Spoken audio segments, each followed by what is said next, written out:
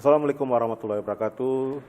Sahabat Tanjak, kita ketemu lagi di podcast TOBeng Kemendak Kepri, temu toko obrol bareng dengan Kemendak Kepri, persembahan dari Kantor Wilayah Kementerian Agama Provinsi Kepulauan Riau. Sahabat Tanjak, di podcast ini kita membicarakan berbagai informasi, isu terkait dengan bidang keagamaan dan kehidupan berbangsa yang relevan untuk masyarakat Kepulauan Riau.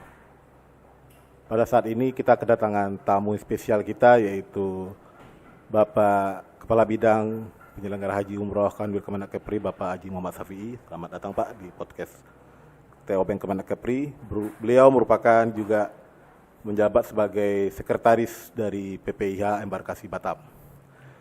Sahabat Tanjak yang berbahagia, sekarang kita masih berada di Embarkasi Batam. Dan pada topik kali ini kita akan membahas tentang penyelenggaraan ibadah haji khususnya di Embarkasi Batam.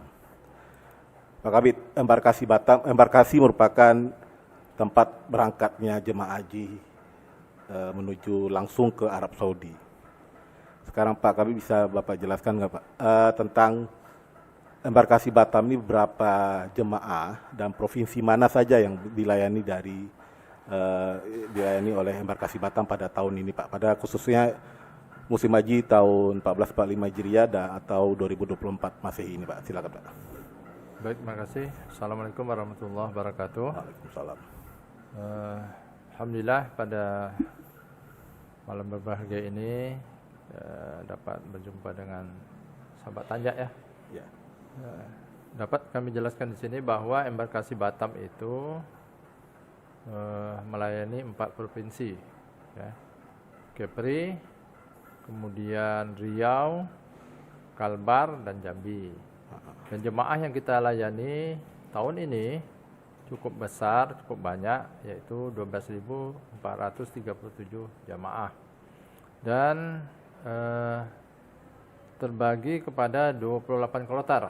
Artinya hampir sebulan penuh kita berada di Batam ini melayani. Kloternya itu ialah Kepri itu 3 kloter, kemudian Riau 12 kloter, Kalbar 7 kloter, dan Jambi 6 kloter, jadi 28 kloter. Dan untuk tahun ini 2024, Riau yang semulanya Embarkasi Antara sekarang kembali ke Batam. Artinya dari Riau langsung masuk asrama di Batam, baru ke bandara. Jadi 28 kloter itu satu penerbangan itu berapa orang? Berapa jemaah haji Pak? Ya. Dan kita menggunakan pesawat apa ya Pak? Ya, satu kloter itu 450 jemaah. Kemudian yang pesawat kita gunakan itu Saudi Airlines, Boeing 747.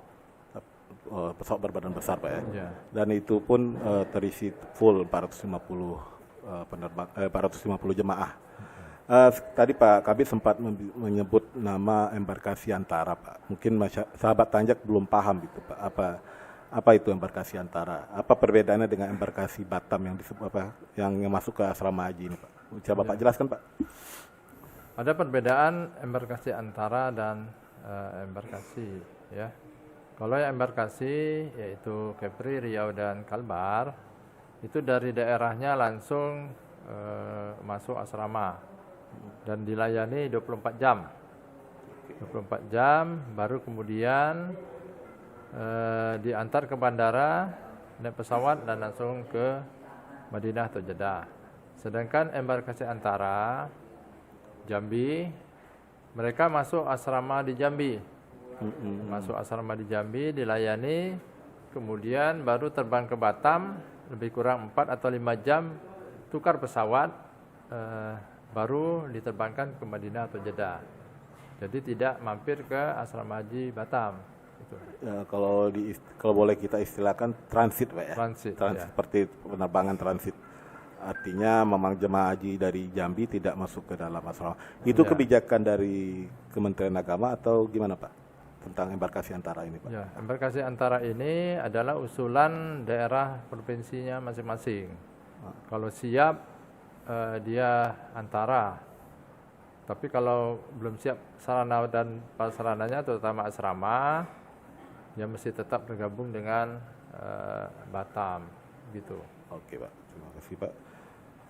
Kalau boleh tahu Pak, apa saja pelayanan yang diberikan oleh embarkasi Batam ini, khususnya di asrama haji terhadap jemaah haji yang masuk atau jemaah haji yang terbang melalui embarkasi Batam ini Pak? Baik, waktu dia masuk asrama itu kita sudah siapkan namanya OSS, One Stop Service. Jadi One Stop Service itu pelayanan terpadu di satu tempat, di satu atap. Nah, begitu masuk asrama, mereka disambut dengan welcome drink. Oke. Ya, welcome drink. Ini macam hotel Pak ya, welcome Ya, drink diberikan. drink, teh kopi dan snack. Ya. Baru kemudian dipanggil untuk menerima nomor kamar. Oke. Nah, setelah nomor kamar dapat, langsung pelayanan ini berturut ya. Pertama kesehatan, dicek lagi kesehatan. Setelah kesehatan, mereka diberikan paspor, langsung ada tugas imigrasi. Kemudian setelah paspor diterima, menerima juga living cost. Nah, living cost pada tahun ini itu berbeda dengan tahun 2023. 2023 itu diserahkan berupa rupiah, 3.030.000. Nah, untuk tahun 2024 ini living cost-nya itu rial.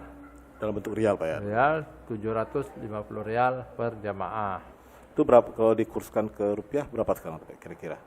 Ya lebih kurang 3.030.000 itu. Oh, sama hampir sama Ya, ya Pak. lebih kurang. Kalau kurs sesuai dengan kurs Pak ya Sesuai nanti kurs ya? yang saat ini. Kemudian setelah di living cost, bergerak lagi diberi gelang. Langsung diberi gelang. Kemudian baru diserahkan amenities, itu berupa sabun, odol untuk mandi dan sebuah air mineral. Dan kemudian mereka langsung masuk kamar. Itu. Gelang ini berupa apa Pak? Bentuk gelang identitas ya Pak ya? Gelang identitas. Ya. Boleh Bapak jelaskan gelang identitas seperti apa Pak? Apakah ada identitas paspornya atau gimana tuh? Ya. Gelang identitas ini untuk kita maklumi bahwa ini untuk memudahkan identitas jemaah. Gelang identitas ini juga dibikin di asrama haji ini ya. Di asrama haji ini itu berupa data nama, kemudian kauter berapa, kemudian ada nomor paspornya, sehingga kalaupun tersesat itu ada petugas lain gelangnya itu sudah ketahuan dia nginap di hotel mana. Itu. Jadi identitas gelang tersebut telah diberikan sejak berada di embarkasi, bukan berada di Arab Saudi Pak ya. Jadi sudah memang dari awal jemaah telah tahu di mana lokasinya, berada tempat di mana atau dakir mana Pak ya. Gelang ini juga tidak mudah luntur ya. Nah, itu sudah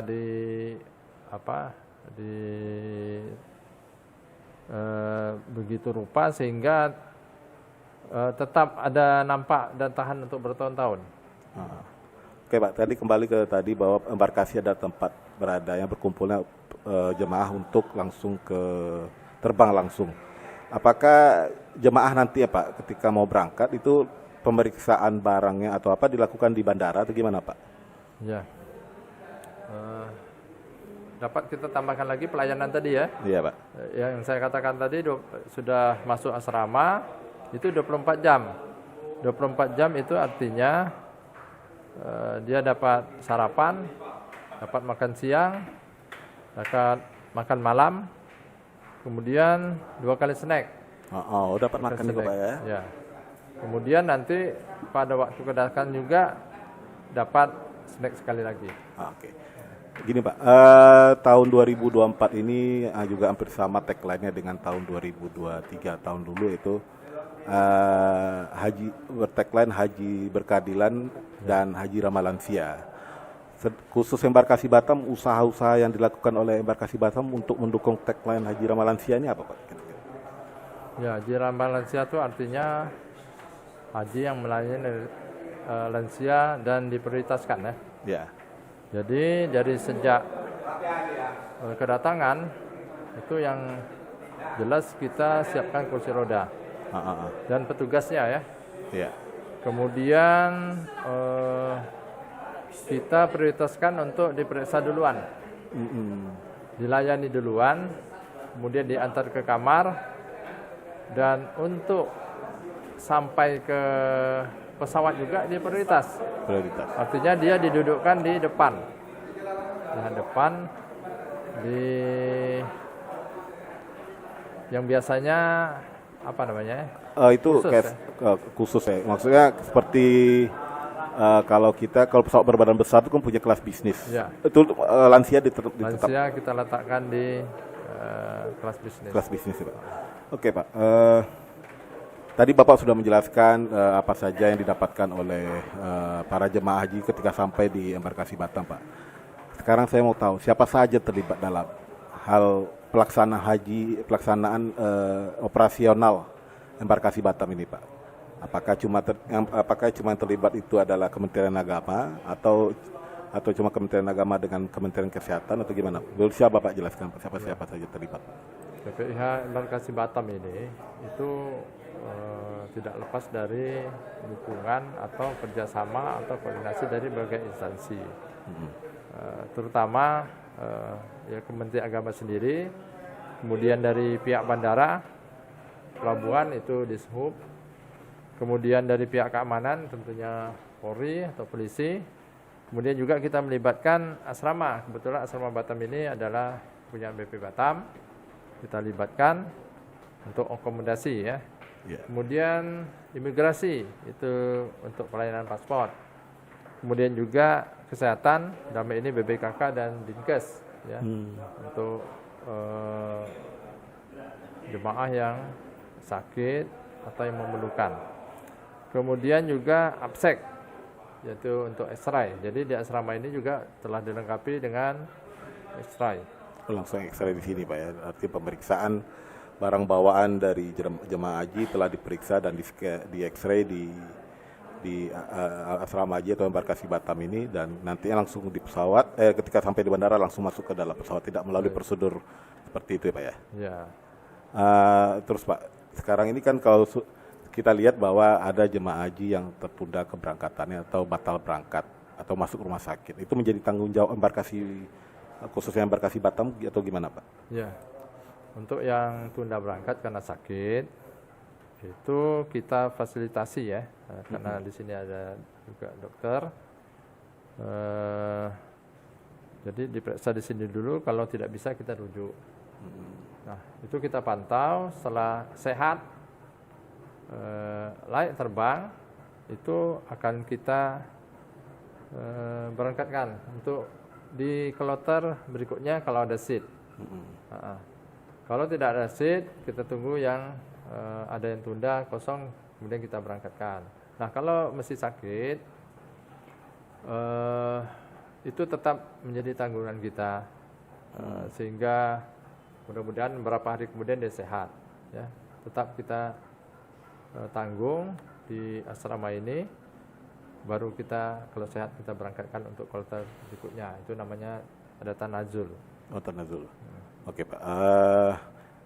Gini, Pak, kita sekarang udah pada tanggal saat sekarang ini penerbangan diistilahkan sudah gelombang kedua seluruh Indonesia, Pak. Ya. Tapi yang ada pertanyaan dari netizen atau apa, Pak, kenapa mereka berangkat itu langsung pakai baju ihram? Kenapa tidak sampai di Arab Saudi saja, Pak? Mungkin Bapak bisa jelaskan. Ya, baik.